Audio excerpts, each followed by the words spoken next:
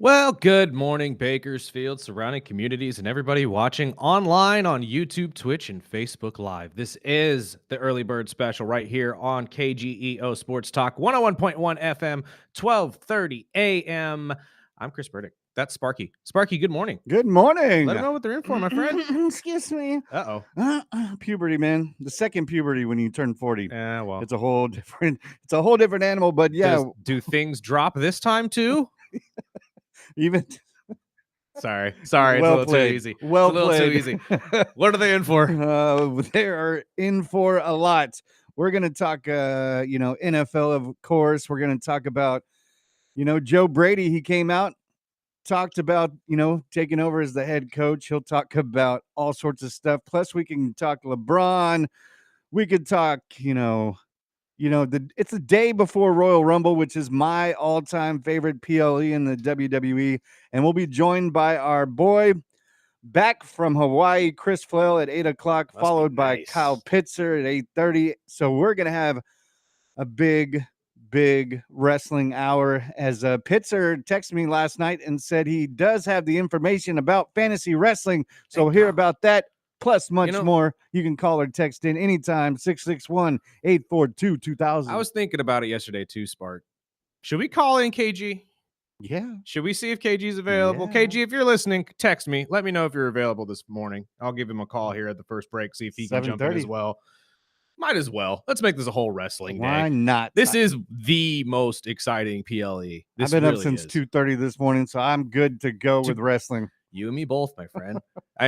This was because I fell asleep early yesterday on accident, and when you do that and you wake up and you can't go back to sleep. Screws up your day. Absolutely. But the Australian Open was this morning anyway, so I caught a little bit of that. I got to catch a little bit of the opening ceremonies for the Royal Rumble out there in Saudi because, time zones and things are different out there. So they are, I believe, getting set up for SmackDown today, which should take place, I believe, somewhere around noon, if I am not mistaken. So if you're a WWE fan here in America, you'll be getting a early show, or I believe if you would just watch straight on cable, you can wait until 5 o'clock. Just, avoid social medias if you don't want any spoilers. Yeah, I know there's be all over the place.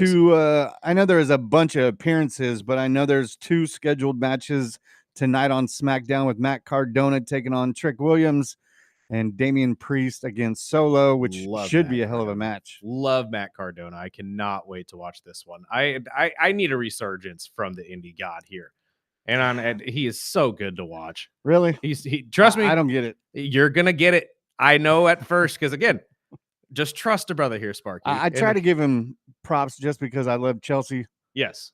And that is Chelsea's husband in real life. But it's going to be an exciting weekend of wrestling, but there's a lot of other stuff we got to get to first, especially in the NFL, because there's 2 major injuries to starting quarterbacks that are now circulating and getting more eyes on them than ever. One of them we had no idea was even a thing until yesterday, and that was Drake May. He apparently is dealing with a shoulder injury.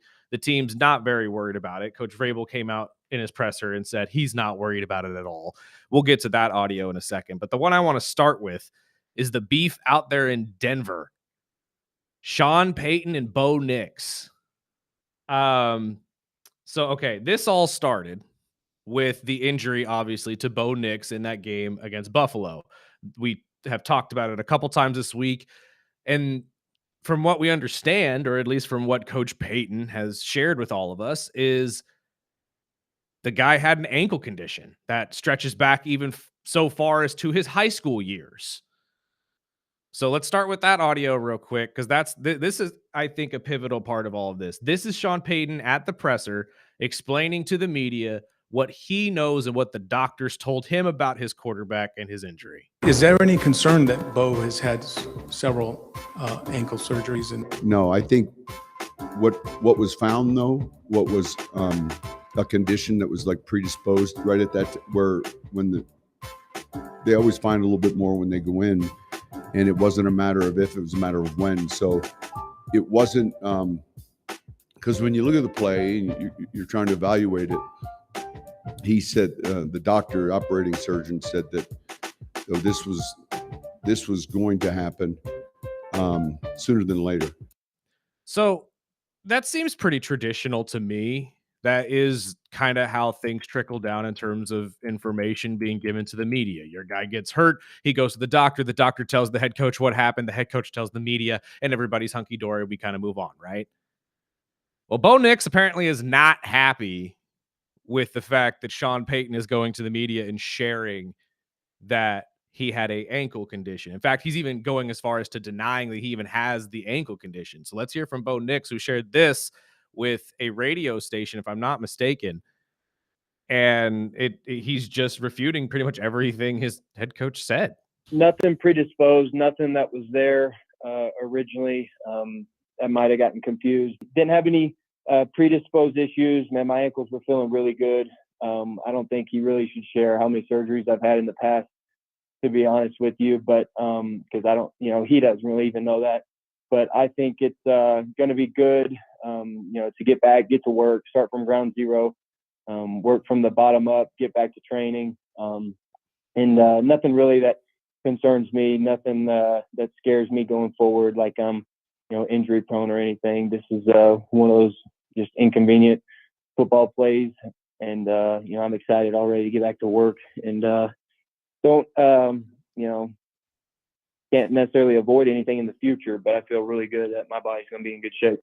Now, I get why Bo is saying this because he doesn't want any team thinking he has a weakness. Attack the ankle, sweep or the he's leg been job. hiding it or something. Exactly. And that is technically something that Coach Payton brought up in his presser recently, the most recent one, which is this last piece of audio that we need to play because his comments here kind of make it worse, in my opinion. So let's hear from Coach Payton one more time. He said he had one in high school, and then he said he had one at Auburn. And I said, I didn't realize that. I said, if I'd have known that, I wouldn't have drafted you. Yeah, I don't think Coach Sean is lying there. I genuinely think he is being 100% serious that if he had known about this, he never would have drafted Bo.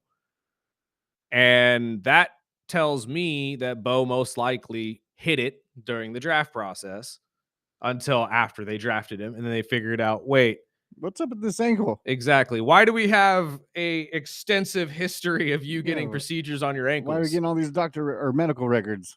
And you can't really hide that. Now, Bo's right, though, in a sense that technically HIPAA laws and all that type of stuff, maybe you shouldn't. Business. Yeah, it ain't none of your business. You shouldn't be sharing that. So Bo's got some traction here.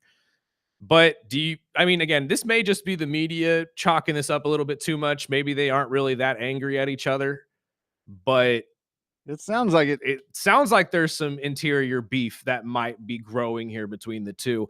And it even is going as far as some people saying that Sean Payton is throwing Bo Nix under the bus, saying that if my quarterback never got hurt, we never would have lost that game. Yep. Which, again, probably true. If you'd have kicked the field goal in the first half, too. Yeah, you would have tied him, and you maybe would have gone to overtime. Or you'd have been instead, up 10-0. Yeah. I mean, that was the – you can look at both sides of the coin. Right. But obviously, I mean – Payton is such a strange case with this one because not only did revitalize quarterbacks like Drew Brees with big injuries, and there's a lot of homework that these scouts, coaches, teams that they look into when they're drafting quarterbacks or even any position. But first round draft picks in general, especially first round quarterbacks, and they reached for Bo. Uh-huh.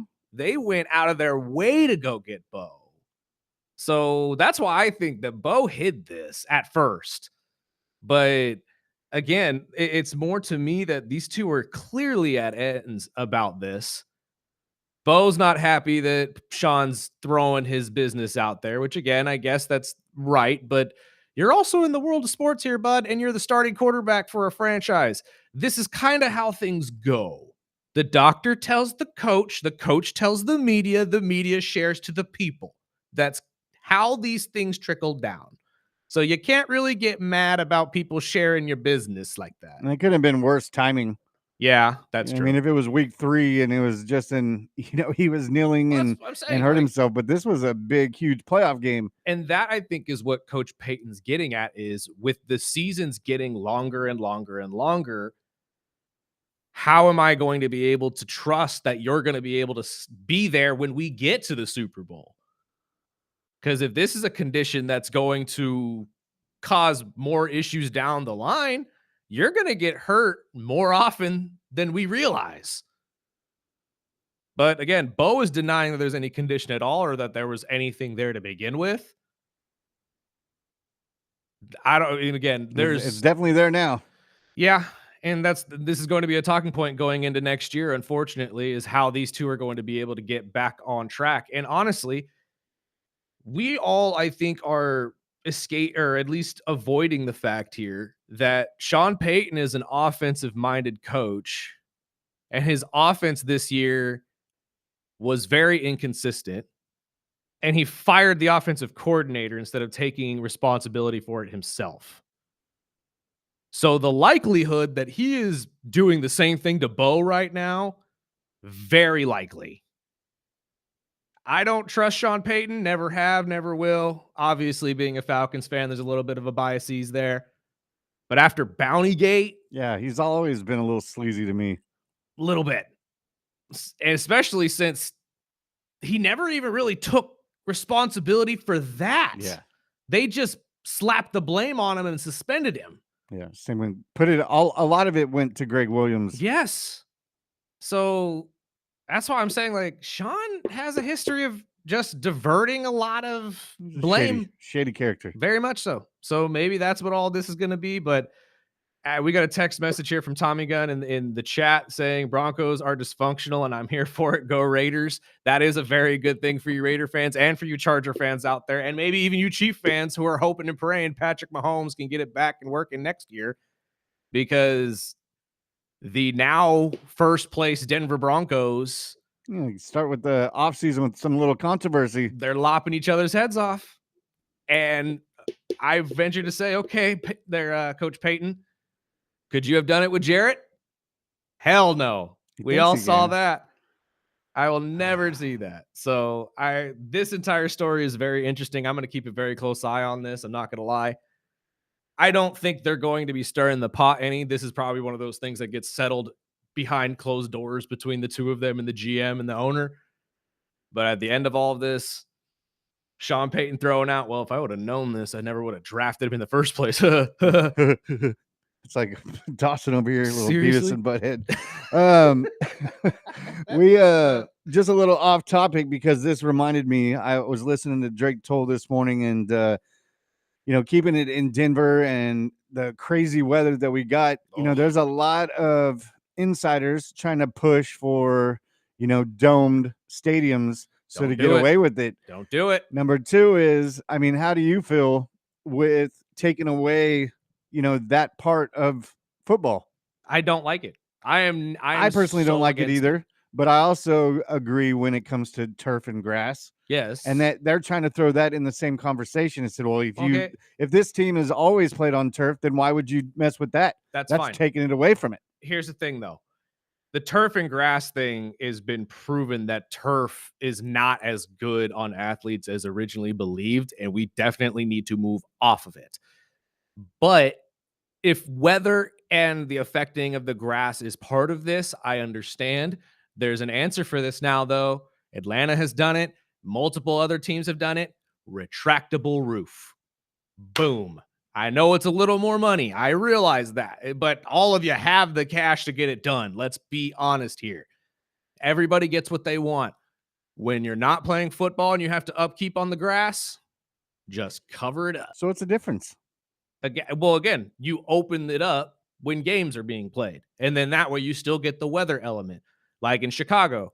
I don't like that Chicago's moving away from Soldier Field to begin with. Yeah. It feels weird. It feels just like as if Green Bay left Lambeau. That doesn't feel right. But at the same time, I understand because you need to upgrade the stadium. But there's no reason that we can't get both. That we can't still have the snow of Chicago and a modern stadium at the same time. You know what I mean? I agree. I just it seems like the owners are pushing harder Yes. to move away from, because I'm sure it's a cheaper option technically. And I say cheaper in quotes because it's not necessarily cheaper. Like it's easily managed. is a better overall way. cheaper. Yeah. It's easily fixable if things go wrong. But again, it's football. You need the elements. We can't just throw all of that out.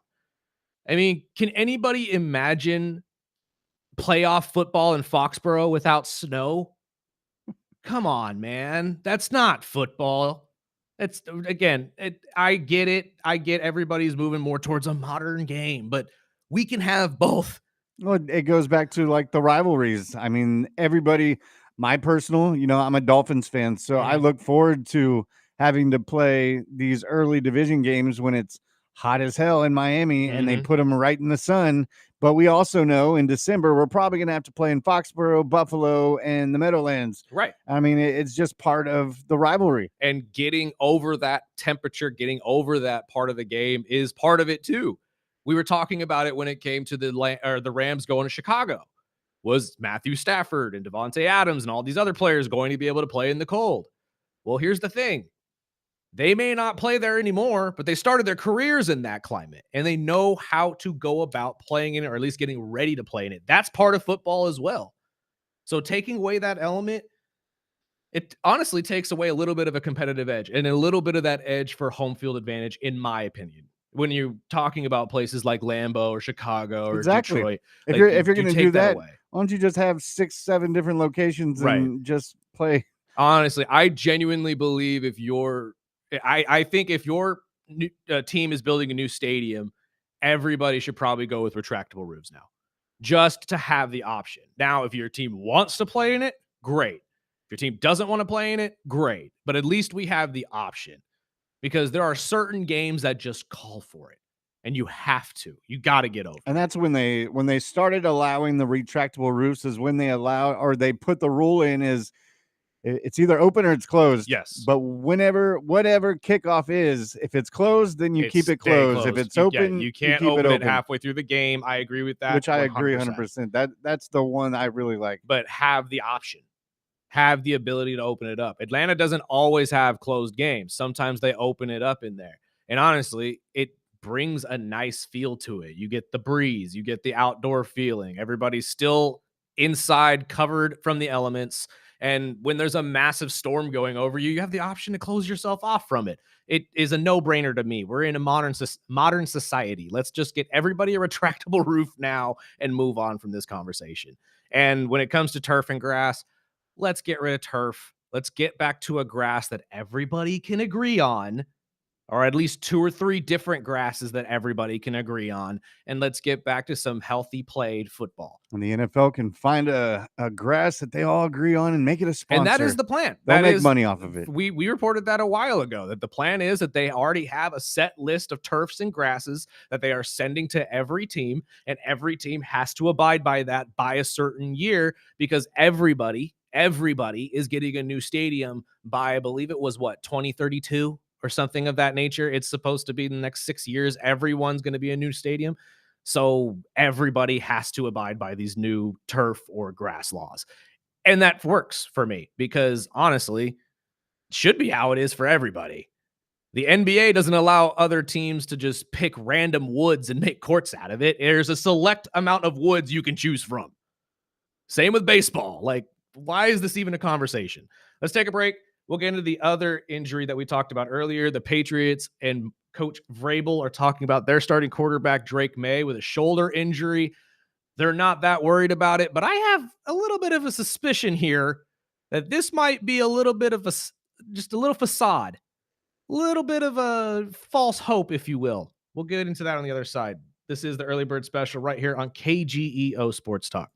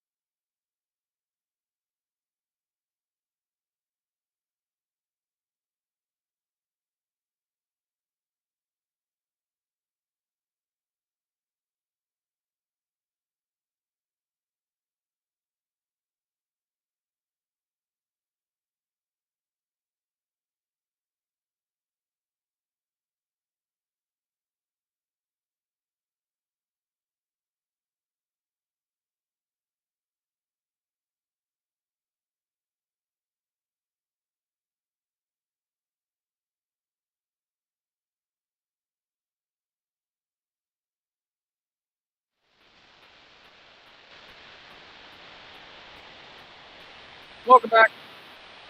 Early bird special right here on KGEO Sports Talk, 101.1 FM, 12:30 a.m. It is a no-go for our guy, KG. I feel bad. No, I actually woke him up.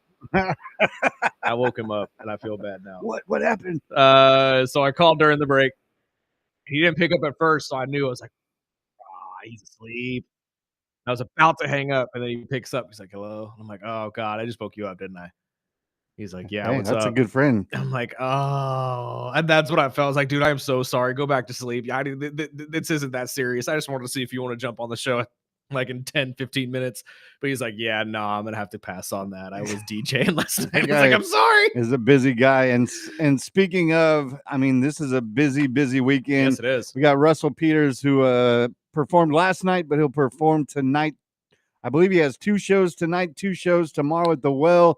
Plus, we have our grand opening concert at the basement at the Woolworths building. Tickets are still available. Very limited amount of tickets. There's two artists coming down from LA that'll headline it, but we've got local artists. We've got, I believe, Truxton Mile. We've got John Ranger and Monty Byram. Several others, but tickets are on sale. Go to Instagram, look up the basement. But I'm looking forward to Royal Rumble, but we can get into NFL injuries first. Yes, we got to finish this up real quick before we get into that, because I also forgot we have LeBron to talk about with our guy Chris Flail, because I have that audio from yesterday we never got to play.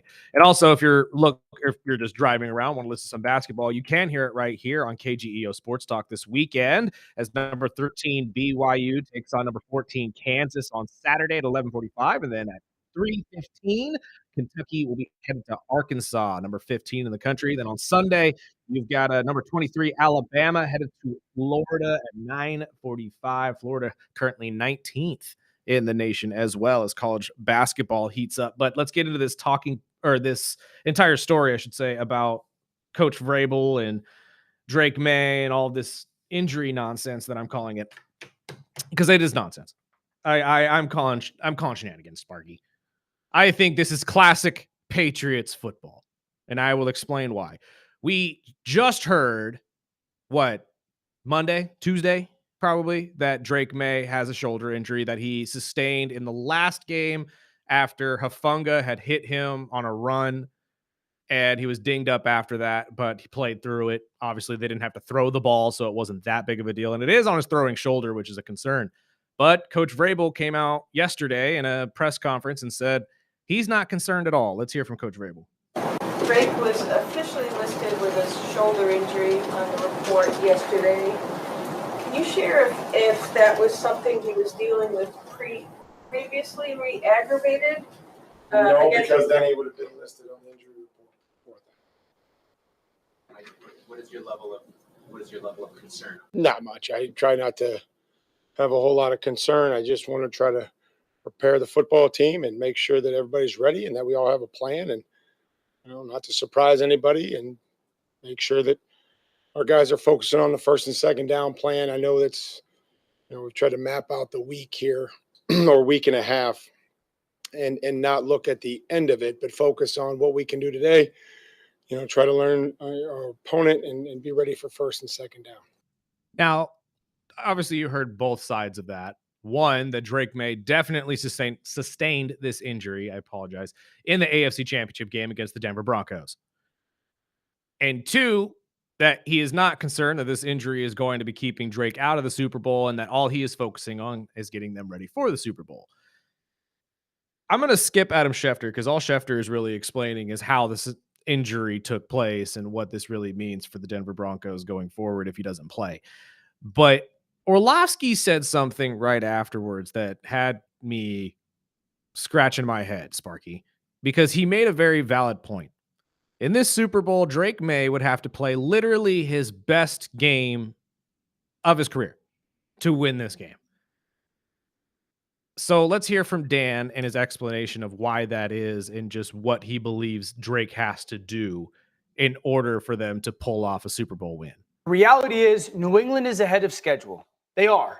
This is the toughest defensive stretch a quarterback has had to face to get to and then win a Super Bowl. I mean, we're talking top 5 defense, top 5 defense, top 5 defense, top 5 defense. Okay, so everyone who's like, what's going on with Drake May? He's playing ridiculously good defenses. Mm-hmm.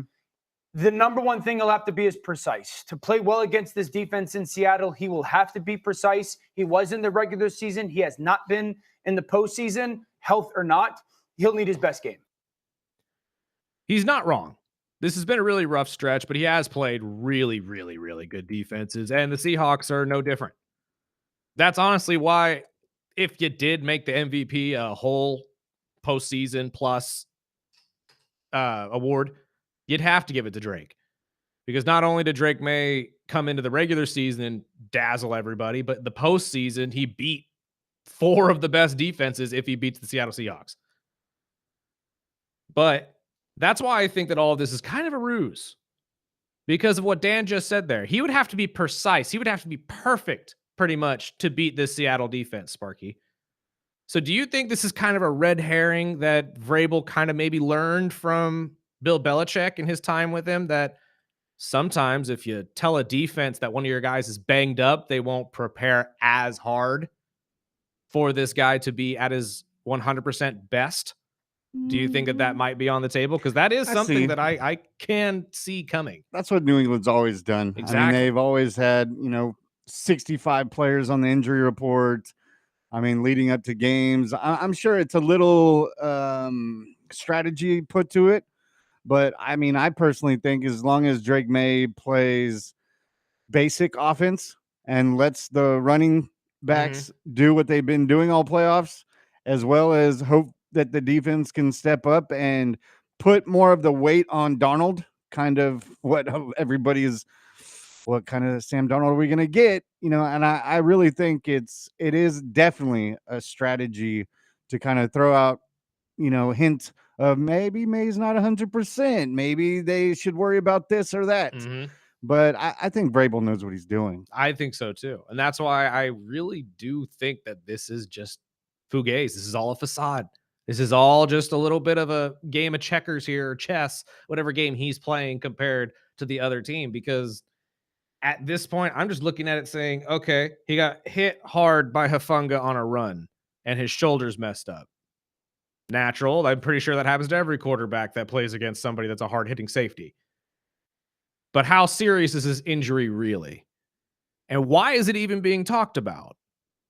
I think it's being talked about solely to, again, keep them in the thought process of, oh, we're not getting 100% Drake May. And on the opposite end of it, are we even getting 100% Sam Darnold? Is he over this oblique injury that we heard about a couple weeks ago? You would think so with the way he played in the last game and absolutely dueled with Matt Stafford. But they're playing the same thing. They're playing, if he is practicing, he's not 100%. His oblique is still messed up. And that they're taking it real slow this week. The thing that I found weird, though, Sparky, was the Patriots even went as far as during practice yesterday, not having quarterbacks throw at all while media was there. All of them. None of them threw. They apparently did that before everyone got there. That's awful convenient there, coach. That's why I'm sitting here thinking this might not be legit. Again, I think it's a legit thing that he may be banged up, but I think this is the Patriots trying to just throw a little bit of a red herring in there saying, Drake's not 100%. No, I think they're fully planning on Drake being 1,000% ready to go for this game, obviously. And I am going to doubt that the shoulder injury is going to be holding him back at all during this game. I hope we get both of these quarterbacks just absolutely flinging the ball, though. If I can get, I know our guy Bolt Brady told you guys yesterday to go with the under on Jackson Smith and Jigba's yards, which at 93.5 seems pretty dang high. I'm not going to lie, especially for a Super Bowl game. But what I got out of Bolt, I mean, I think he was right on it, is usually in the Super Bowl, teams come out, a little, they're not as aggressive in the beginning, or they try to, start out with a trick play.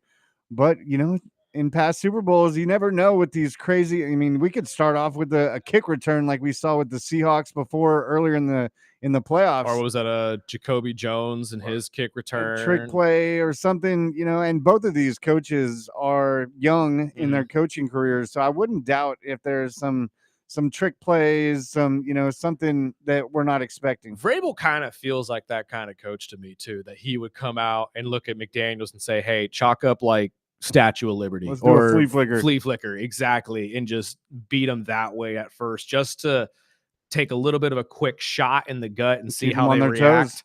Yeah, especially with a defense like this that loves to fly around, loves to cause turnovers. It would really be a great way to start the game. You're absolutely right. Or they pull a Sean Payton in the second half and just start with an onside kick. Unfortunately, that won't work anymore in today's football because of the new rules, but you can always try. Yeah, you never know. But this entire story about Drake having the injury to his shoulder, I just think this is all a bunch of hogwash, if I'm being completely honest. I I do. really think it's going to come down to not only the defense, because both of them have great defenses, Top but five. I want to see, Kenneth Walker, or is it going to be Stevenson?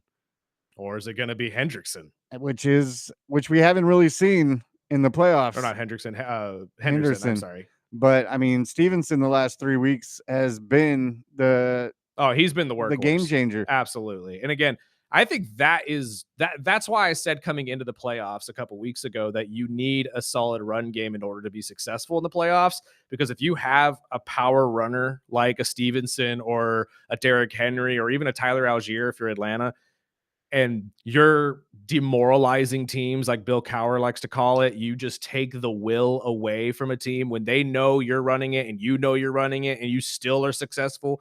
That's how you win playoff games. And the Patriots figured that out against against Denver. They figured it out against the Texans. Jacksonville. If they could find a way just to control the clock and take away the will of the defense, they're going to win all of these games. I just don't know if you could do that to Seattle easily. Not with the team that they have. Leonard Williams in the front. I mean, I didn't expect it against Denver. No. Denver I kind of did, because Denver is a great defense, but they're better at getting to the pass rusher than they are at getting to a running back. But just going into it, I figured they would put 8 in the box and make May beat them, which wasn't. Yeah. It was Stevenson and the defense. May not even work out in their favor anyway, because Drake May in his own right is a great runner. That's honestly one of the best parts of his game, is the fact that he could take off and beat you with his legs just as much as he could beat you with his arm. So either way you look at it, maybe that was part of the strategy and they were trying to contain him, but I don't know. It just didn't work out in Denver's favor. I still think though, if the weather had stayed what it was in the first half, that game would have went a completely different direction. But apparently there was a little bit of divine intervention in that one. And, Mother Nature decided that the New England Patriots were going to be the ones in the Super Bowl this year. Anyways, let's get to the other side of the AFC East, though, before we take a break, because Joe Brady has come out in support of Keon Coleman. You'll love to see this, especially after all of the just negative stuff that has been said about Keon in the last couple of weeks from the owner and the GM. I love Joe Brady coming out and defending this guy and pretty much saying, no, he's not going anywhere. This was a learning year. He's going to get better, and we're going to make him at least part of this offense, if not the number one wide receiver in the offense. I'm happy that he's happy and he has a positive mindset going into this season with the Buffalo Bills, because like we told you guys yesterday, the move was head scratching to us just because you blamed the offense, you blamed the coaching staff, and then you go and hire the guy that you're blaming, and he just seems hunky-dory with the whole situation. And then we hear from Joe Brady on the McAfee show yesterday, which we'll play for you right now, just his overall feeling of being the next head coach of Buffalo. Obviously, did I expect it to happen with Coach McDermott? No, but once the opportunity, once it happened, and this was an opportunity that came along, like, this is exactly where I wanted to be. And obviously, got afforded the opportunity. And look, like you said, they went straight from a press conference to my interview, and I didn't know what the hell to expect. I'm going to be honest with you. It was one of those opportunities. It's like, hey, are they just going to sit there and be like, hey, we checked the box. This guy's the in-house man, and let's keep it moving. And look, I walked into that, and I came away so damn impressed by the ownership group, Brandon Bean, as you guys know, Bean, and Josh sitting in there. And like, I'm with these guys on a day-to-day basis, but they treat it as if I was the offensive coordinator for the New Orleans Saints, right? And man, I appreciated that so much. And I mean, it was intense. But look, I was sweating it out for a week, but there's nowhere else. I didn't want to just be a head coach. I wanted to be the head coach of the Buffalo Bills, man. And man, I'm loving life right now. That is the most team-friendly answer I have ever heard in my life.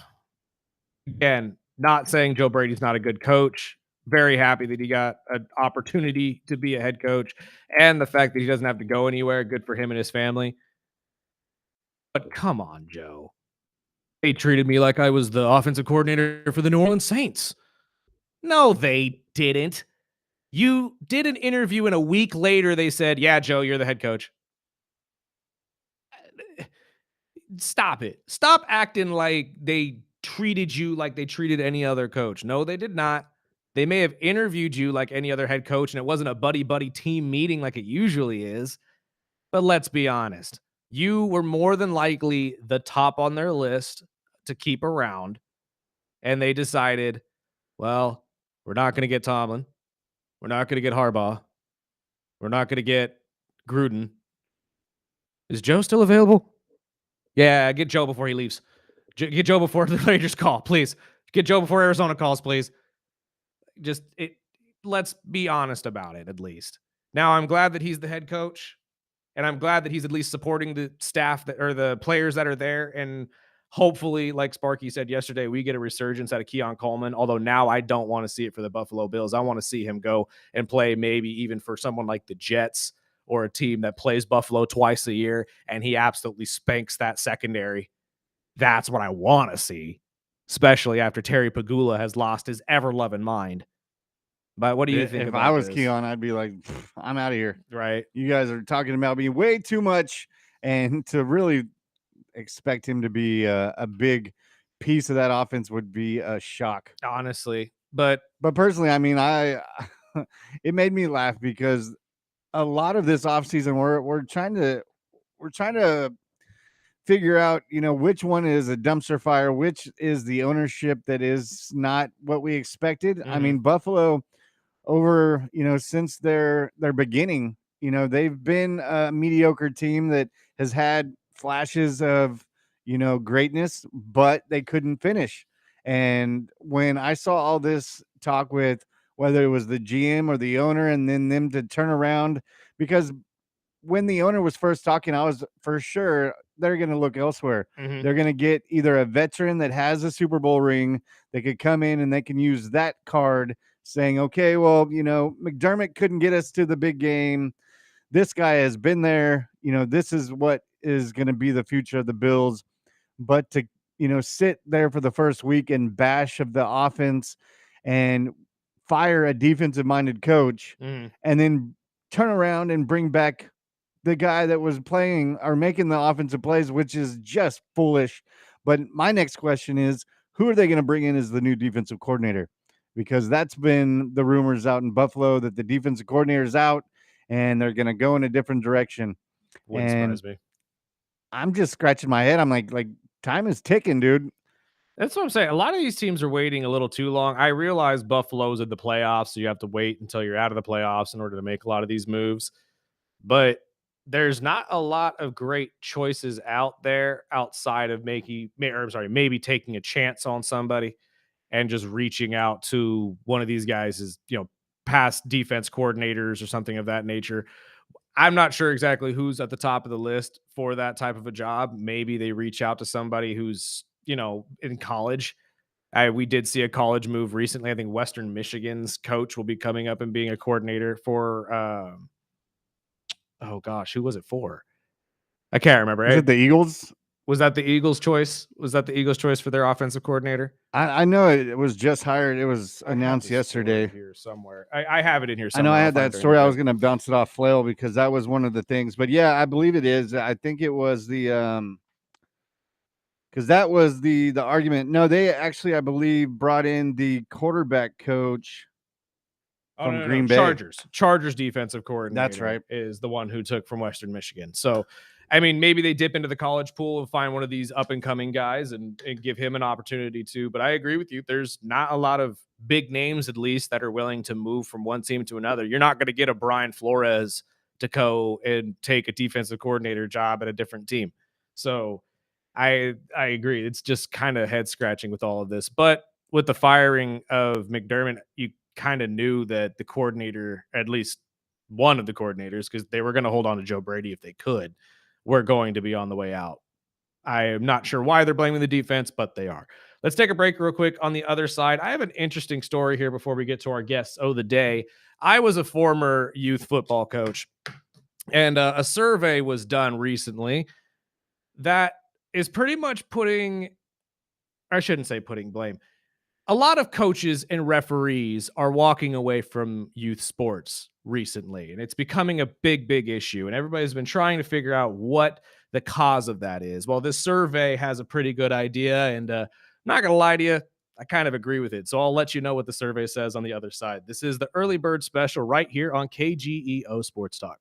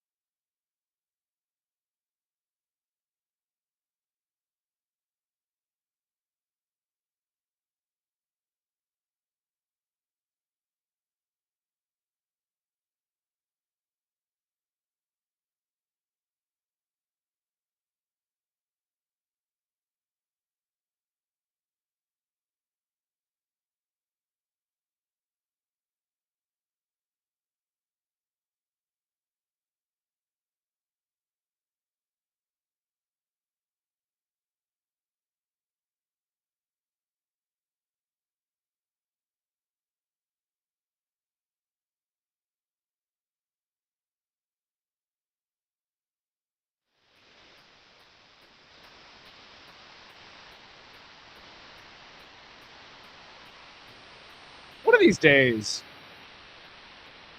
I'm going to have to get KG in on this too, but we're going to do a breakdown of the top WWE and wrestling in general walkout songs. I think that'd be fun. Get the listeners in on that. Get to see who everybody thinks is the best WWE walkout. Because there are a lot of really good ones. Some are really bad, Yeah, too. some are really, really bad. Some are really bad. But that's what kind of makes it fun is we get to laugh at you at the same time. This is the early bird special right here on KGEO Sports Talk 101.1 FM, 1230 AM. We're also streaming video live on Facebook, YouTube, and Twitch. You can come join us on all those social media platforms, including TikTok and Instagram as well. Just look up the early bird special. Really quick, I know we only have a short amount of time before we get to Chris Flail and we start talking a little bit of wrestling with Royal Rumble right around the corner here on Saturday. And WWE did also just introduce their first ever Saudi Arabia. I don't know if it's first ever. I shouldn't say that. Their newest superstar who is Saudi Arabian born. I should go with that. I'm not 100% if he's the first ever. I should look into that a little bit more, but he is the newest member, and we'll get into that as well because they did their welcoming show this morning. But this survey that I wanted to get to that was released on Thursday by the U.S. Center of Safe Sport. Sparky, we both have been around youth sports a lot. I coached. Did you coach as well? I did. You coached. I don't know exactly what your reasoning was for walking away from the game. I know what mine was.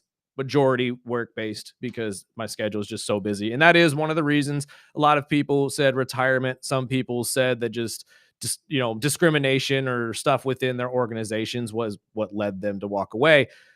But do you know what the biggest reason is? What's that? Parents. Yeah. ESPN reported this yesterday, but in this survey that was released on Thursday, it says that one of the top reasons coaches have considered leaving or decided to quit were parents who created tension, they instilled distrust, and they were worse than the children. Oh, yeah. 100%. Yeah, I can honestly attest to this. I loved every single one of the players that I coached, still do to this day. If any of them walked up to me on the street, I would, welcome them in with open arms and would love to hear what they're up to these days. And same with most of the parents. I say most. Yeah. But some of you, yeah, you need to learn to take a step back and let the coaches do the coaching. That's all I'm going to leave at that. And also remember that it's youth sports. A lot of these coaches are just starting out and not everybody's at, the capable abilities of an NFL level coach. So, and everyone has to play. Yeah, everyone has to play. Everybody's got to get their plays in. And the other side of this as well is this survey also went as far as to talk to referees and officials of why they were leaving. And guess what? Same thing. Parents. And that is even bigger because we can't play games without referees, folks. You need officials. And this thing even said that up to 40% of the coaches that they had interviewed said that they have seen either a parent or a coach on the sideline ridicule and embarrass a referee during a game knowingly and did nothing. The fact that over 40% of people are saying that they saw that physically in front of their faces is the problem here, folks. We need to just remember this is sports. It's a game. Let the kids play. Let the coaches coach. And if you are so inclined to be mouthy in the sidelines and you think you can do better, as I had done to many, many parents, walk up, have that coach give you his clipboard here and do it yourself. That is all I'm going to say. But this is now proof that some of y'all parents, man, you need to take a step back. It's okay to care, but it's not okay to make an example out of somebody or try to because you think that you're smarter than them. Ridiculous. Let's take a break. We'll get to our guests on the other side. It's time to talk WWE Royal Rumble with our guys Chris Flail and Kyle Pittser from Dionysus Brewing as well. This is the Early Bird Special right here on KGEO Sports Talk.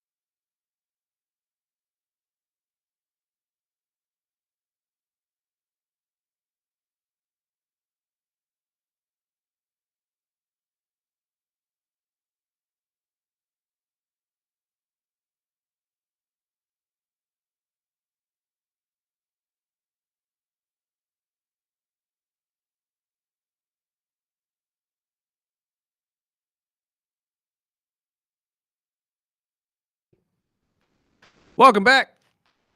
Early Bird Special right here on KGEO Sports Talk, 101.1 FM, 12:30 a.m. We're also streaming video live on Facebook, YouTube, and Twitch. You can come join us on all those social media platforms, including TikTok and Instagram as well. And you'll see the beautiful face of Mr. Chris Flail joining us once again. Oh, come on. It's good to be back. I missed you guys last week. No, there's not as much of a tan as I expected, though. Not as much. No, we did it. We did the beach in spurts, and it was a lot of overcast. So we were close to the beach in our hotel. So we do 1-2 hours at a time. And Fresh off. We did surfing lessons. So we were in the surf clothes. Suits. Not a lot of sun. What island were you on? We were in Oahu. We did Honolulu, and it was great. By the way, I highly recommend Hawaii as the perfect getaway because you feel for half your trip, you feel like, man, this is paradise. Let's sell everything and move out here. Mm-hmm. And then you spend a couple days with the people who live out there, and they do you this grand favor of you spend an hour together, and right at the end, they give you this gleam in their eyes that's like, I'm really sad. I miss my home and my life. And you're like, okay, I can disconnect for 7 days. Well, it's got to be expensive. Super expensive. Oh, my God. And the fires you deal with all the time. Far away. I mean, that big fire. How long is the flight? Flight was about 6 hours. Yeah. That's a long way. Even if you're from California, that's a long way. But if you're from Kansas, like our surf instructor was some 24-year-old dude from Arizona who basically was just oogling my fiance for 2 hours. It was just the whole point. By the way, I think he was trying to kill me because I believe it. like I said, he was just eyeballing Lexi the whole time. And then he found out I do comedy. He's like, man, I really want to try to do comedy sometime. And he told me how much he missed the mainland. Then he gives me my wave, and I fall into a reef bed of coral and slice my finger open, slice my leg open. I'm in like 4 foot of water is where he has me surfing. And I said, And they're way out there. I hold up my hand where you can see my finger meet, and I say, hey, buddy, shouldn't we go a little further out? He goes, you got to give your donation to the ocean, man. And I'm like, are you trying to kill me and steal my old lady and steal my life right now? It's a donation. Is this the only way you get back off the island? Is to steal this is someone's a classic wrong. Like I swear, I feel like this happened in Forgetting Sarah Marshall. I'm almost possible. Yeah, I got rid of my watch when I moved out here. Exactly. I went out to the Caribbeans on my honeymoon and had the same vibe. Like I enjoyed it until about the last couple of days where there was like truth. Okay, you're not in Prime. You're not selling me anymore. Yeah. Mm-hmm. And I was like, okay. It's the perfect place because we go to Mexico once or twice a year, and that's tough because you go, man, I could really do this for a few years. Hawaii was paradise, but toward the end, you're like, oh, I'm ready to have my life back. It's perfect. No, I mean, that's every good vacation, though. Every good vacation leaves you wanting to stay there, but at the end of it all, I'm going to spend way too damn much money if I stay here. Right. That's exactly right. Good to see you, though. Good to have you back. Do you have any shows coming up before we get into stuff? Tour time. April is filled. I was a little lazy on vacation. We've got May halfway filled. First one, I'll just do the first one. We're going to be in Tehachapi for the first one. I think that's April 4th, and I'll start filling in the calendar with dates as I come here. I don't want venues getting hit up by 30 comedians until we get until I get an event there. Absolutely. Yeah. Well, okay, so we'll hear about those on your Instagram and whatnot. Yeah. And I'm bothering you guys here every Friday. Well, so of course, I'll tease one a week. Sounds good to me. Should we get into the NBA and basketball stuff first, or should we get into wrestling first? Well, first, I want to see. What do you think about the Eagles and their that's new right, Sean coordinator? Mannion. I'm fine with it, and as I get a little time away from the playoff loss, I don't know how I feel about Kevin Patullo. And I criticized him as the worst coordinator of all time, but I don't really know. And also, when I think about last year until the Super Bowl, we did not really open up the playbook. I mean, was the difference really just a healthy Lane Johnson and better play at the center position? I don't know. So I don't have feelings one way or another about the new hire. I feel fine about it, but I know that he's run about 250 less hitch routes in his scheme. So that's great. I mean, news came out. They were saying, insiders are coming out saying that it was more on Hurts, that Hurts can't read the whole playbook and blah, blah, blah, blah, blah. And then, the circle is AJ Brown. Are they going to keep him? Are they going to let him go? Blah, blah, blah, blah. I mean, as a Eagles fan, do you think that is just course with the wide receiver one? Yeah, I think that's just the course with wide receiver one, with Philly specifically as a market. Any big target like that, there's just going to be drama with the Eagles team for 15, 20 years since the dream team quote. The heat lamp has been over top of us, and it's just going to be that way. But I don't know. Yeah, I would like to see him back next year, but I'm going to be honest with you. This season and postseason has made me feel like an old man, because I don't know if this year has just been an anomaly or if I'm just old and aged out and this was a sea change, that all the teams that I think of as teams are no longer at the top of the heap. Well, I mean, that's just sports in general. Everything comes full circle eventually. I think with you guys, I think you stumbled on it when it came to just the offensive line play. It does matter having a good center. I don't think people really give centers the credit they deserve. Atlanta was the same thing before they got Alex Mack and all of that. The offensive line was honestly awful. It didn't mesh at all. And then you get the right center in there who knows how to call out defenses, who knows how to pinpoint things like a Jason Kelsey does. And it makes your job 10 times easier. And then obviously you guys were dealing with the rookie who couldn't stay, behind the snap ever. But that is what it is. Mannion, though, might be the guy that be able to open up the offensive pass game for you a little bit. At least try early in the season instead of putting a lock and key over top of the playbook. So I look forward to seeing that open up a little bit. Yeah. Maybe get AJ involved more early. Maybe if he's even there. And last year we've had this problem. I know we talked about it before, where it seemed like they could not get AJ and Devontae going in the same time at the same time in the same game. Well, that's difficult to do in general, though. I mean, teams like Dallas can do it just because of the offense and how it's spread. But when it comes to a team like you guys have AJ, you have Devontae, you have Goddard, you have. It was just strange, man, because it seemed like the year before they found that formula and they went away from the option. They got away from things that were working, and they even got away from feeding Barkley, which usually will open up everything else. Yeah. So I don't know if it was the offensive coordinator. It could be the offensive line. It could be Sirianni for all I know. I know. That's what I worry about, is that it is Sirianni tamping down the playbook. And he did take away play calling for the majority of the season, so he has to take responsibility at some point. Yeah. Patullo, though, probably was still not the best choice, more than likely. But again, we'll see what happens with Mannion. If this happens again, then everybody knows it's a Sirianni thing, not necessarily an offensive coordinator thing. Sure. Yeah, that's where I'm leaning. Yeah. I just don't like that guy. I don't know why. It's just... He's and not, if you want to get rid of AJ, you can have Tyreek. I'll take him off your hands. You don't like Sirianni, or I just don't like his whole demeanor. He's tough. When he's winning, it seems okay, but when they're losing or struggling, it just seems he's misplaced. Philly. That's why I'm saying he is Philly. He really is just a mouthy slime. Yes. He is Philly. Like he is 65% of like the city. A wrestling manager. He does. Perfect. No, he looks absolutely like does. he should be tailgating and throwing beers at the opposing Absolutely. team. Like, he does fit. He's us. I expect to see him at the tailgates in Philadelphia every single weekend if I ever went to a game. Like, if Nick Sirianni isn't out there having a beer with the fans, I'd be surprised. He really is the perfect coach for my team. I hate him. He's perfect. Exactly. Yeah. And that's it. It reminds me of Bill. Like, it's the entire situation of he doesn't want to be liked. He doesn't care to be liked by you. And that's how Philly people are. They really don't care if you like them or not. So, and before we shift off of this too, thoughts on Bill Belichick not being first ballot? Crazy, but what a great thing for him. Now he should have done the autobiography now, because now that thing would move his on. popularity is at an all-time high. Get out on the recruiting trail now. You want to talk about a roller coaster of 2-3 years for this guy too. He goes from being one of the most hated to loved to hated to loved. Now he has a girlfriend who makes him hated again.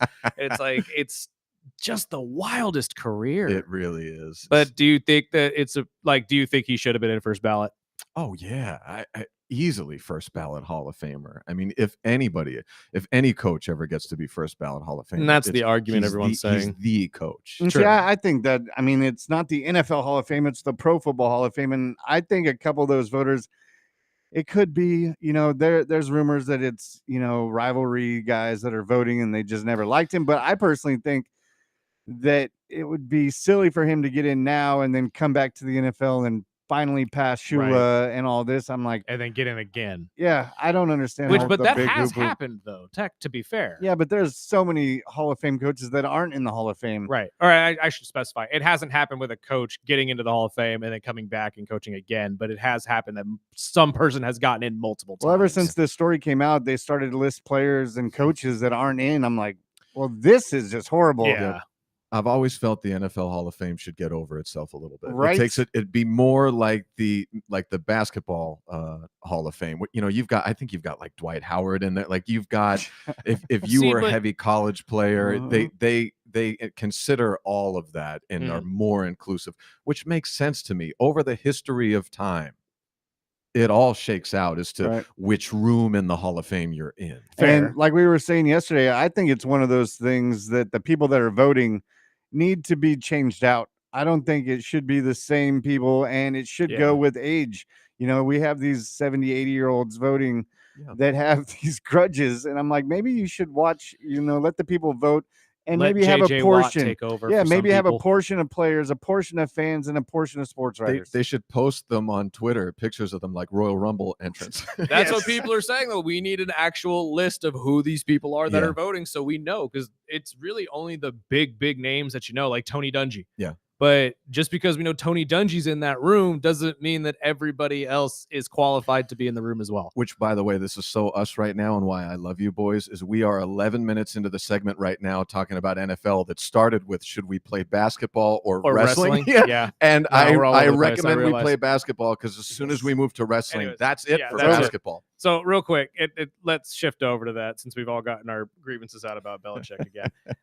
LeBron James came out and said the game is different today than it was back in the 90s. Do you have that audio clip real quick, Sparky? Which one? The first one. Let's play that real quick. Be so pissed off about, at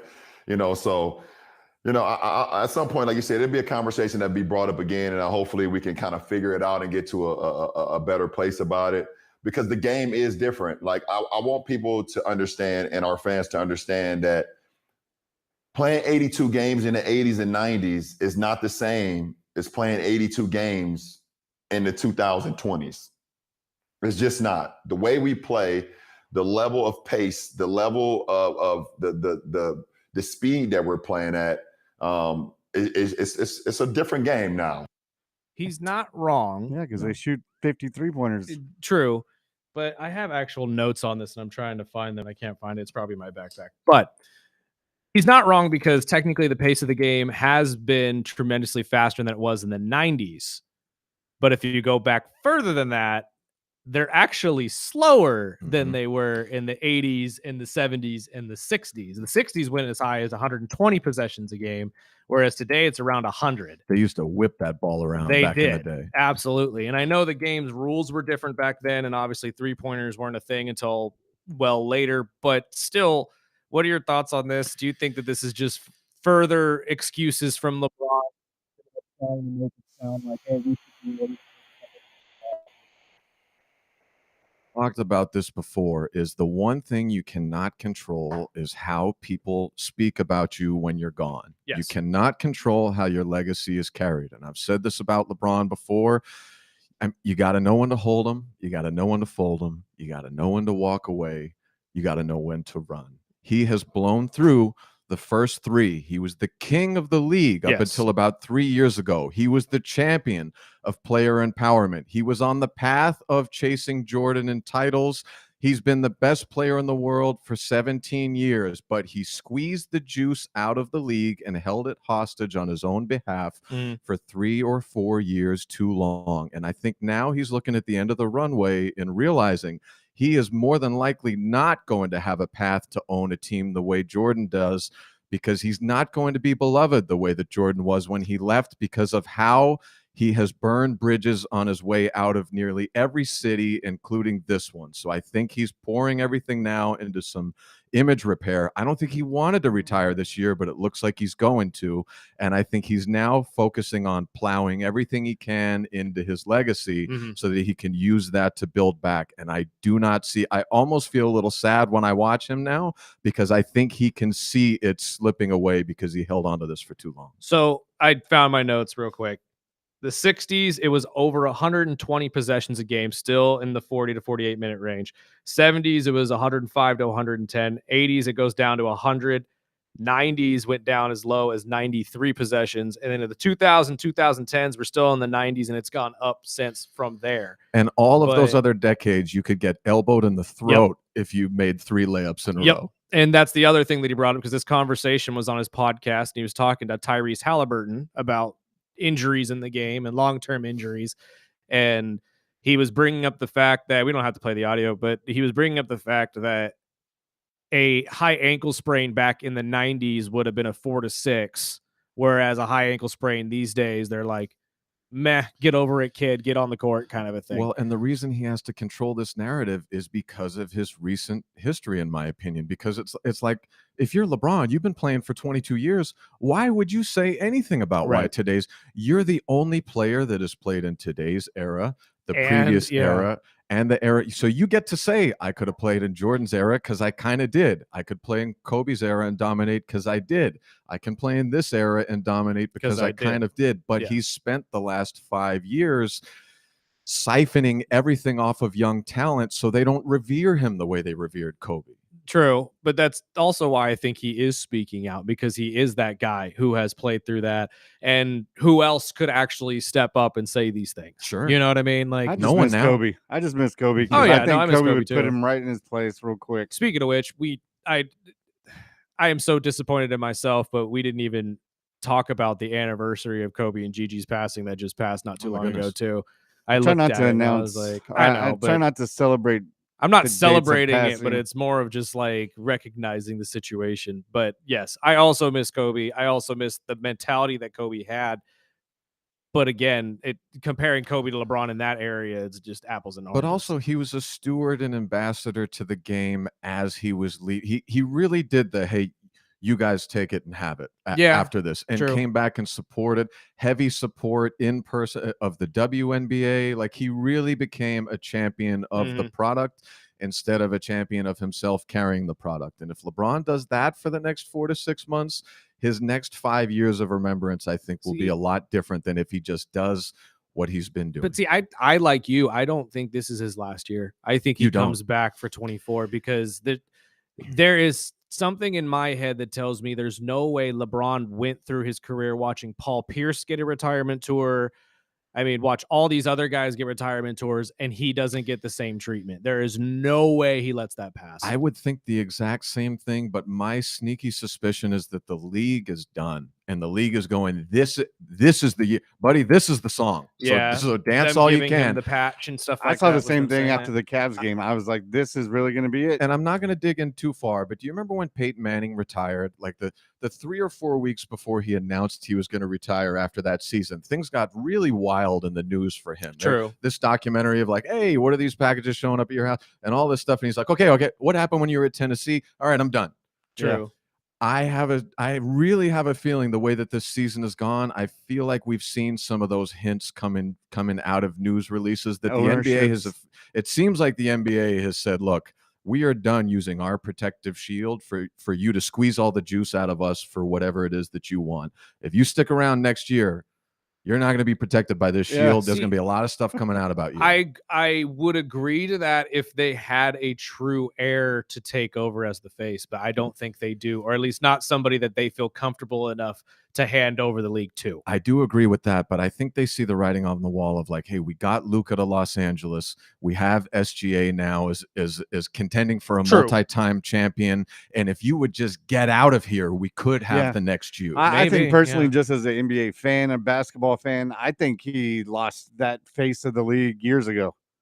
Yeah. Oh, no. That's yeah, fair. absolutely. During the Warriors championship years, I think is where he truly lost it, because Steph came out and just wowed everybody with the Splash Brothers, and it just took all the attention away from him. And they should have steered into that then, instead of, you would see that, the Warriors would win their third. And honestly, Steph would have been perfect. Perfect. Steph is just as squeaky clean. I mean, outside of the stuff that's come out recently about him and his wife, but I don't think that that's really anything to read into. He only did one thing wrong.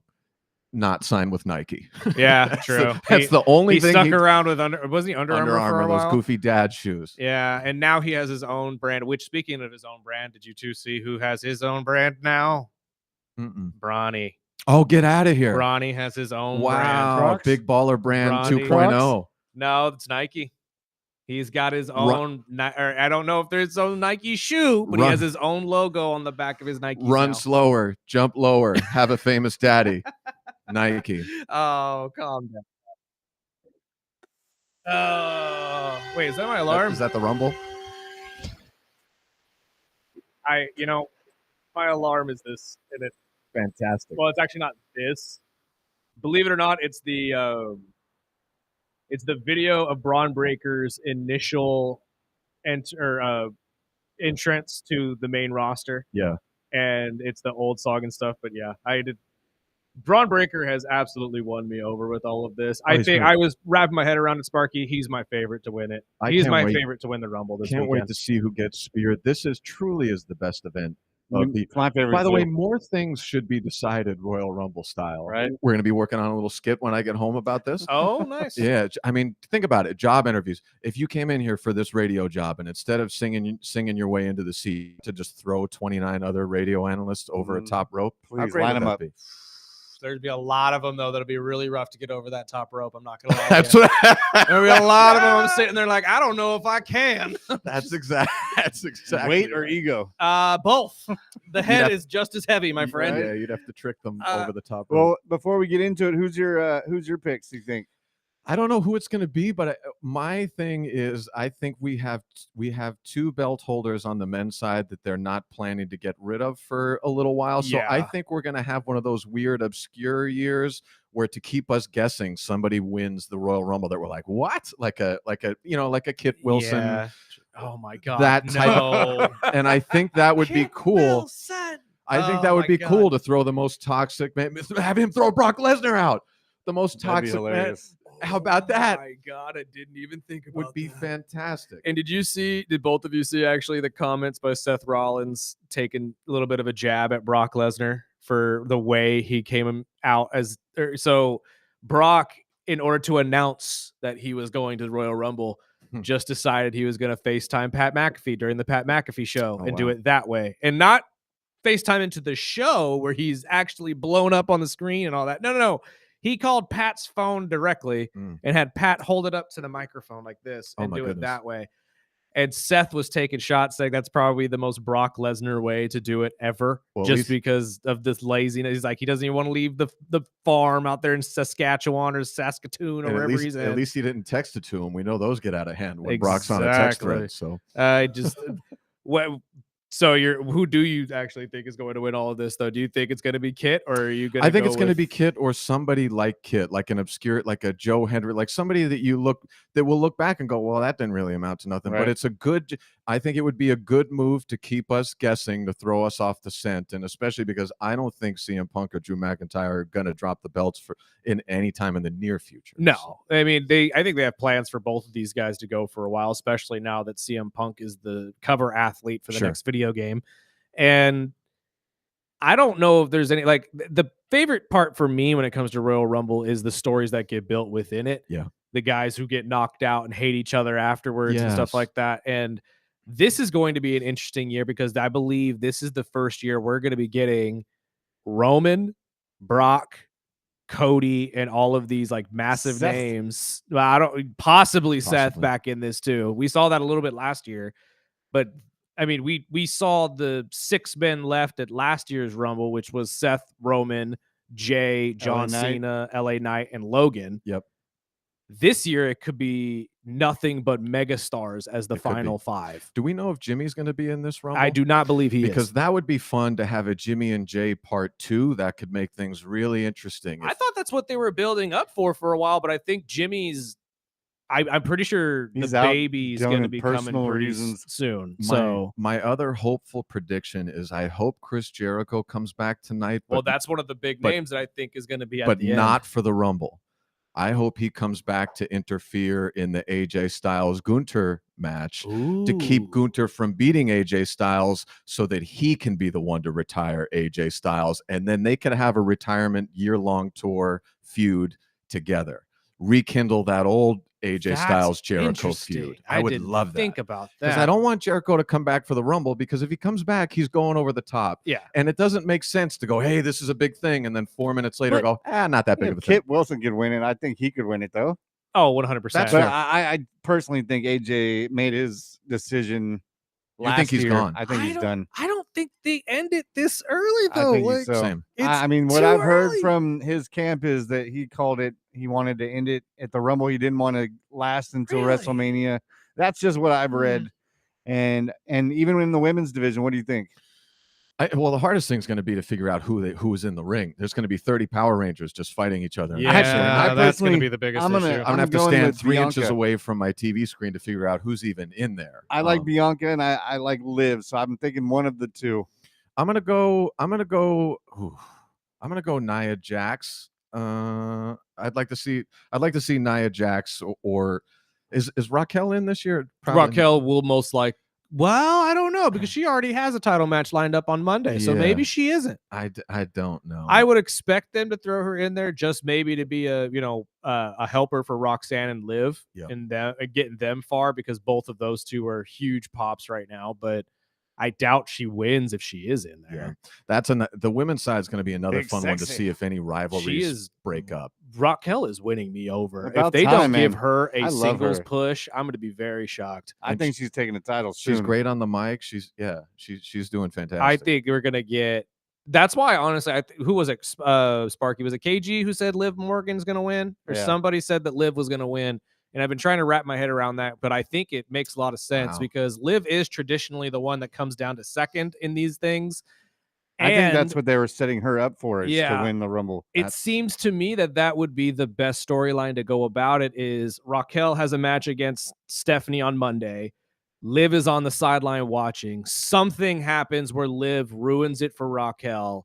And then we either get a 3-way for the title or Raquel just sits there and says, oh, don't worry about it. I'm just doing this for you to get your title back, kind of a thing. Or, we finally get the splitting of the Judgment Day that everybody's been waiting That's for. a fantastic idea. And by the way, I would have never guessed that 3-4 weeks ago that Dominic Mysterio would be at this point. Now I look at him and I go, when he comes back from injury, how does he fit? Like this doesn't At really, all of it. how do he and Liv even fit together anymore? There's Right. too much going on outside Well, of it. and it's funny because they just released a picture of Rey Mysterio took a selfie of himself and a whole bunch of wrestlers at Riyadh when they first landed. And guess who's in the front with him? It's Liv and Raquel. Oh, So they may be subtly planting some stuff without people realizing it. interesting. And I wouldn't be surprised because, again, CM Punk telling Finn Balor, you'll never be a champion if you're hanging around with Dom Mysterio. Mhm. I'd love to see Finn win too. I I'd love think that too. all of this is really going to come to a head that Dom ends up being the toxic part of the relationship for everybody. Yep. And they all blame him for the thing disbanding. Yeah, I just hope I've been really pleasantly surprised with how January and WWE writing has gone. I hope they continue that for the Rumble and don't go back to end of 2025 style. I hope we see these. I hope we see Gunther get beat. And by the way, they've got the storyline either by I hope interference Gunther loses too. or they've got the giant bully who is afraid of his own blood. Exactly. Which is if they actually play that, is a very interesting storyline that they haven't touched in a while. And I wouldn't be shocked if Gable's back too. Yeah. that Two would be a great one. Grandes in the same ring. Oh my God. Come on. I did 4 Grandes because the other 2 are going to be 4 there too. Grandes. That would be absolutely fantastic. Holy hell. Man, we are running out of time. Real quick question that KG posed to us that I'm going to pose to you. Yeah. Every single year, there is always a standout superstar that didn't win. Somebody that's, goes from one to the end or whatever. Mhm. Who do you see being that person? This I year? feel like they've teed it up for us that it's going to be Cody Rhodes. Right. I think they've teed it up that he's Do going you to think Cody starts at 1 and then goes all the way to the end and loses? I thought I saw that he was going in at entrant 1, but I think they bring him out early and he goes way out. See, I think you're right, but I think that's where Brock comes in. I think Cody and Roman are going to be fighting each other, and then here comes Brock Lesnar, knocks both of them out, and then we potentially get a 3-way match between the 3 of them, which I think fans have been kind of itching for a long And then time. where's Jacob?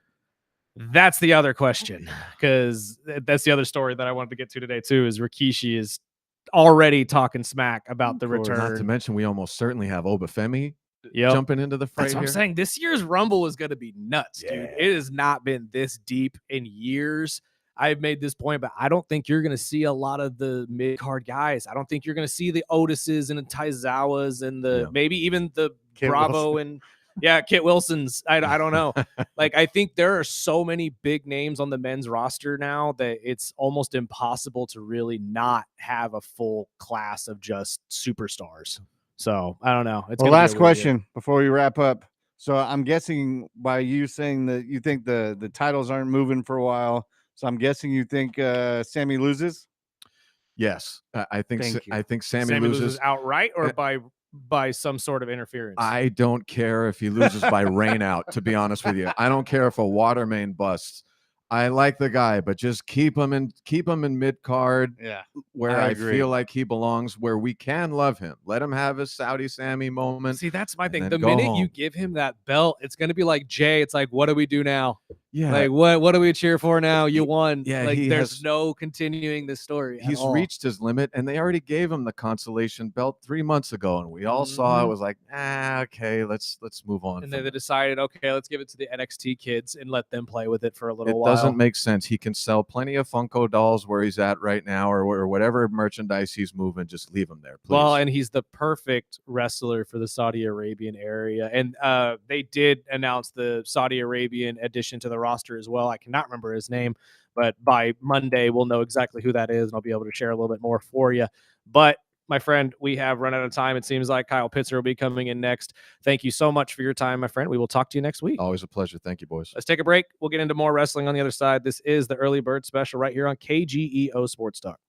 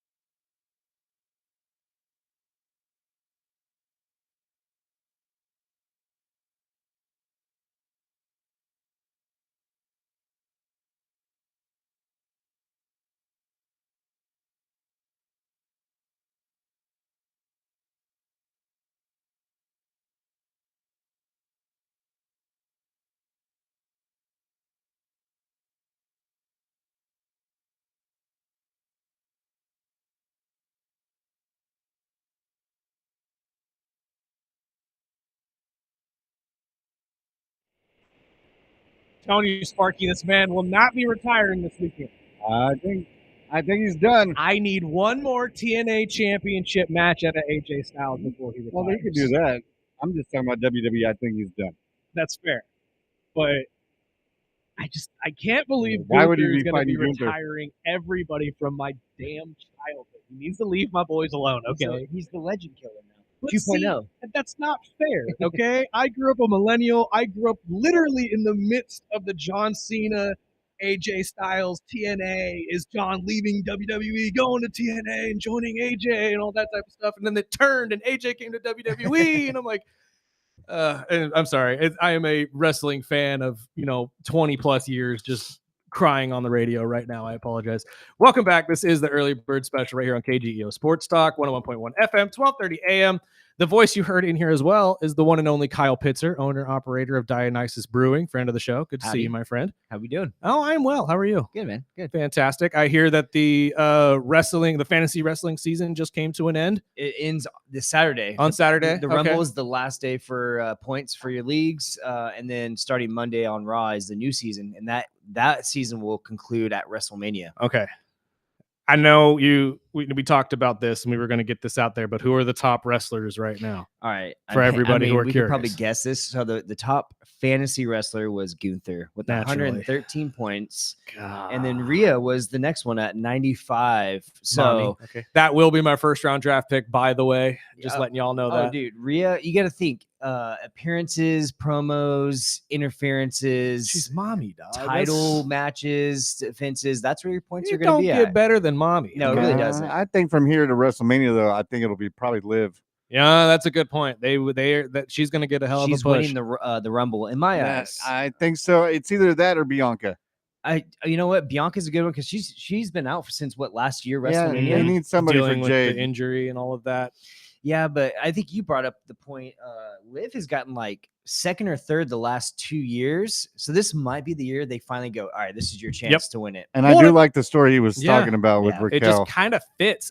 But again, my favorite to win it is going to be Jordan. It's got to be Jordan Grace to me, just because you've had this entire storyline with Jade Cargill brewing forever. And it really is starting to become a Goldberg-esque title run for Jade. She has not at all defended this thing against anybody who's actually worth a damn. Yeah.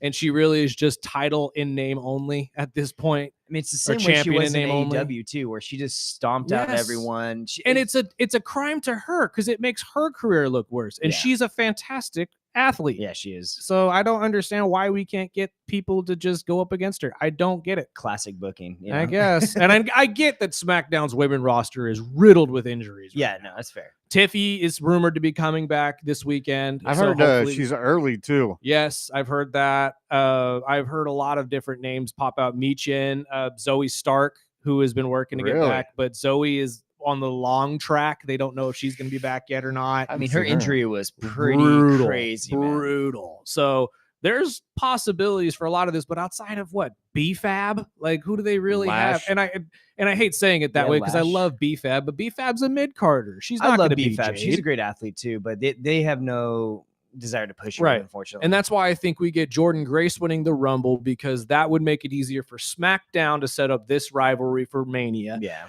And then Elimination Chamber, you get Raw's women going at each other for a shot at Stephanie or Raquel or Liv, whomever wins the belt next. I do like that. It makes the most sense. See, that's another title reign. Stephanie it hasn't really had a good title reign, in my opinion, either. The Devil's Kiss is really starting to fade. Yeah. I think without the fan base really getting behind it, it's starting to it's turned into soft porn, because if you watch her Instagram or social media, I mean, that's what she's been doing. I'm but she understands that's what fans like, and that's what the money's coming to.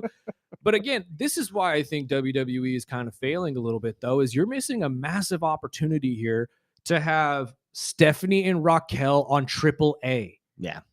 Like, granted, I love both of them on WWE, but if you let them go to AAA and do this in the heart of Mexico, in the heart of Lucha, it would be a completely different tone. It would be a completely different match. And honestly, you would actually allow Stephanie to be Stephanie for the first time in a WWE setting.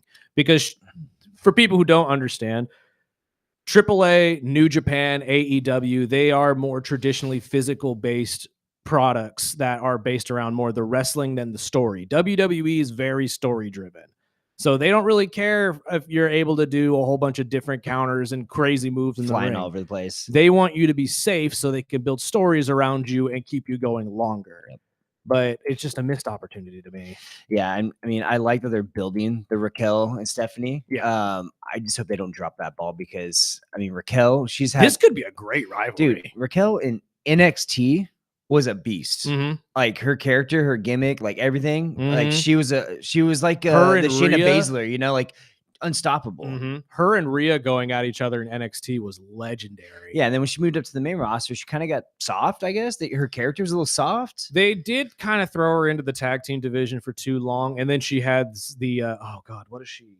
She has a condition, a skin Eczema. eczema. That's Eczema, what yeah. it is. Yeah, she has eczema, and that's what kept her out for so long after the tag team title reign and Yeah. whatnot. And I don't know. Ever since then, it kind of just derailed Now she's all just the a momentum. bodyguard. Because remember, she was going after Rhea for that title Oh, when yeah. she had to leave with her eczema. That Yeah. was what killed it. Like Yeah. that's And who is sucks. this? This is Raquel. Raquel, okay. yeah, Raquel has eczema, and she dealt with like it was like pretty right at the pretty height severe of- eczema too. It's got to be because I've got eczema, and I mean, I'm No, fine. Oh, like her whole face would break out in Is rashes. that why her faces get all red? Yeah. yes, Okay. and on it, like that's what happened was a couple years ago, right at the tip of the rivalry between her and Rhea, she got the outbreak and had to step away for months. And then that's when Liv also came back and they gave Liv the second push. Yeah. Yeah, that's true. So it really all comes to a head that way. And you could actually use that in the story. You really could. Because if, say, Liv gets in the way on Monday and Raquel's just like, you do this all the time. You did this with Rhea. You did this now. Like, why can't I have my moment? Kind of a thing. It just adds to the story. But That's good. You know what? And the women division needs that because They do. It lacks a lot of story, a lot of substance. So Mhm. I mean, that actually has And some there's long-term storytelling. they're so focused on fixing the tag team division in the women's side too right now that all the main I wish stars they'd are in stop there. because I mean, I want to see Charlotte. I want to see Io on their own. Alexa. Yeah. And personally, I've been sold on Kiana James. I mean, I love her, Oh, man. yeah. She is a Oh, she's great not getting a lot. manager. I'm not sure how much her wrestling skills have The improved. last though. two matches I've seen in the last couple of weeks since the new year, I mean, she kills it. I think Yeah, she she's been does. working with Julia a lot, and Julia is a great technical wrestler in her own right. And I don't think she gets the love she deserves either. She gets a lot of hate. I don't know. understand it either. I don't get it because but I love she's her. Fantastic. She's one of my favorite wrestlers. She really is. She's and so good. She has just started her entire run in this. I think it's just fans are because I don't know. I'm gonna ask this to the two of you, but I was thinking about this. Have you guys in your lifetime watching wrestling, and anybody listening to us, feel free to chime in 661-842-2000 if you've been watching wrestling for a long time. But have we had this kind of a turnover on the roster, like this amount of people at one time? Because thinking of it this way, and what made me start thinking about this was the MJF comments about AEW being younger, and that's what makes it better than the WWE. And KG made a good point that, well, yeah, they're younger, but the guys who are more seasoned are obviously having better matches. But at the same time, that made me think, true, but we're talking about Roman, Becky, Cody, Seth, Jay, all of these guys pretty much staring down their last, See what, him. 2-3 contracts left? Yeah. That's just happens. No, I know, but have we ever had this kind of a turnaround? Like, have we ever seen this many young stars come in at one time to circumvent that, essentially? I don't think so. I mean, I don't think so. Just because I would say when I maybe was the watching- mid 90s, maybe the mid 90s, Right. But So like that's kind of the point I was going to get to was I think that's why there's so much hate from fans because we're not used to this. yeah, We're not used to seeing all of our favorites go away at the same time. all at the same time. Yeah, we're used to maybe one or two being thrown out a year, but the fact that we're now losing AJ and John Well, and potentially Roman, and Becky says she's on her Becky. way out. Yep. Cody's on his last contract. He says it's the Chelsea. hate for change. CM Punk's like, dude, I got I'm sorry, 2 years left. Chelsea's What were ready. you going to say, Bud? I just personally, growing up in the 80s, Right. we didn't have as much as the outputs and Yeah. True. the transitions and all the other opportunities. You were either WWE or you were WCW. Mm. And I think when it transitioned to when Hogan went to, the NWO and WCW, that's when we saw, okay, all the older guys are going to go to the WCW and then they disappear. Mhm. And then we'd get a couple of them come back and but that's when the big transition was into, The Rock and Stone Right. Cold The and the Attitude Attitude Era. Era. Yeah. Exactly. So I think it looks a bit different because now we're all, there's the portions. Mhm. And a lot of them are talking about going back to, where there's not going to be as much as AEW, WCW, TNA as, they want to put it in transitions where they can perform everywhere. Mhm. And maybe a little bit more to that too. Maybe the connection to all the information helps with that as well.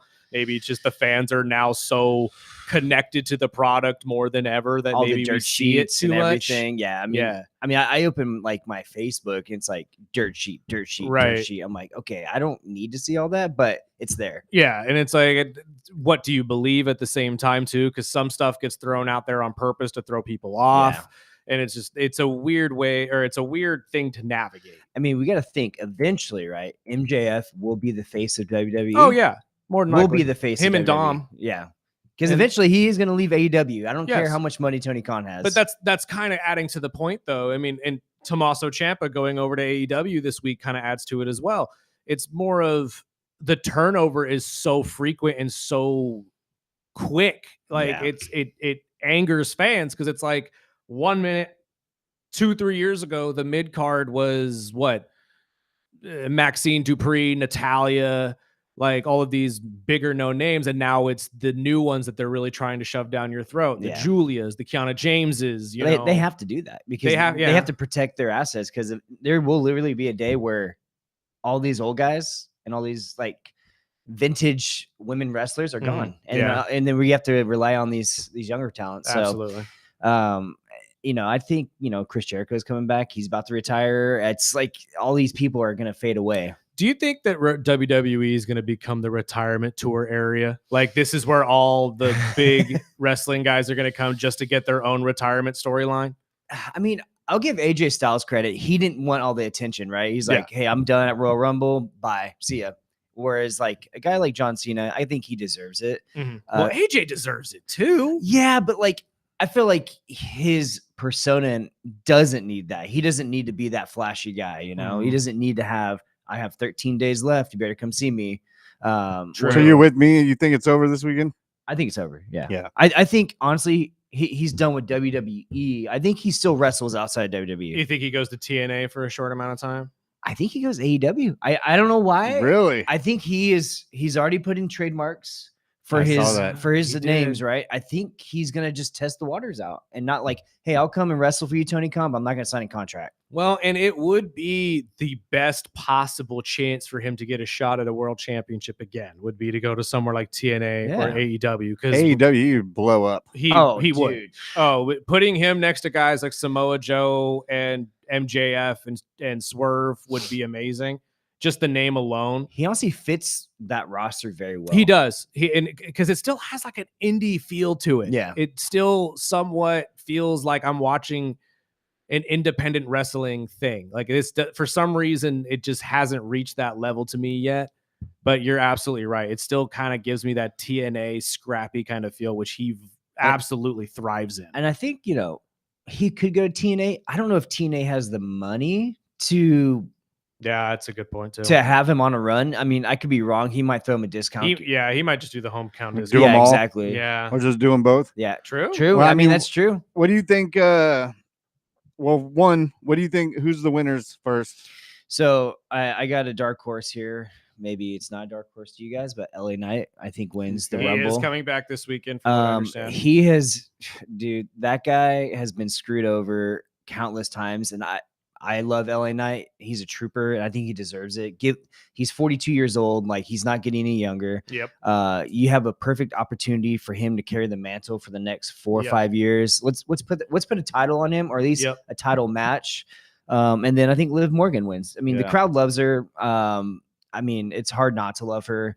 But it, like you said, it opens the opportunity for either a Roxanne betrayal, Raquel betrayal. Like it just opens the door for very interesting storylines leading up to WrestleMania or post WrestleMania. That's why I think it's her or Bianca come back, because they got to do something with Jade. But my other question is, which we can all go see the Royal Rumble at Dionysus tomorrow. They're going to be open early.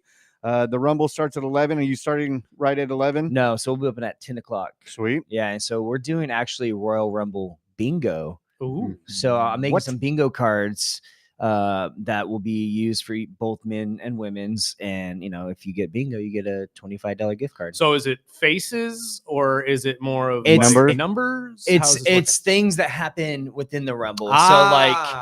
Two people get eliminated at the same time. Finisher or gets used. Yeah, or a legend comes out, like a Hall of Fame legend comes out. So there's all these different things. Okay, I like that. Yeah. That's interesting. It makes it fun without like having to know a bunch about wrestling.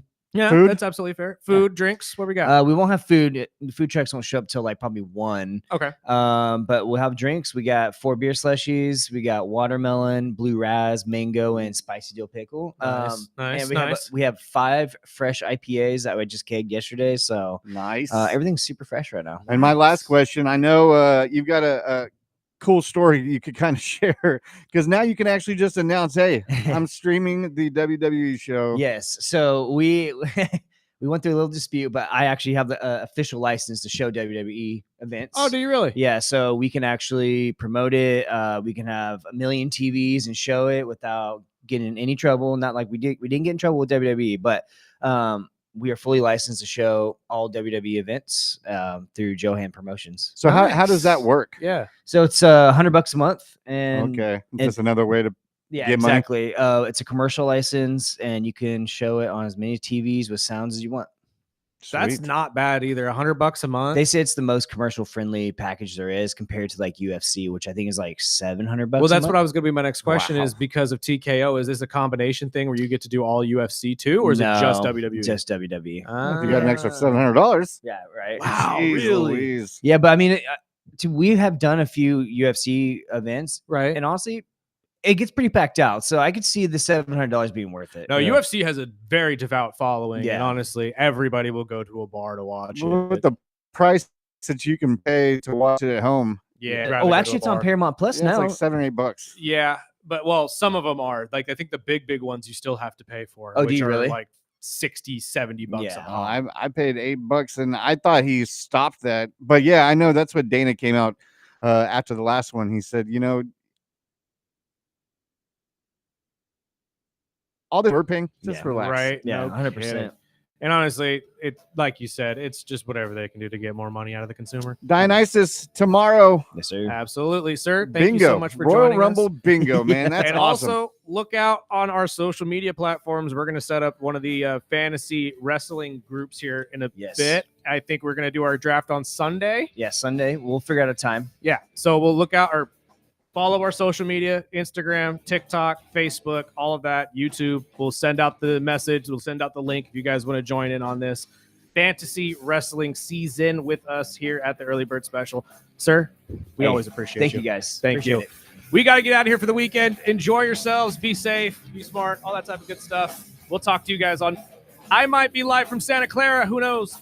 Sparky, let's get out of here.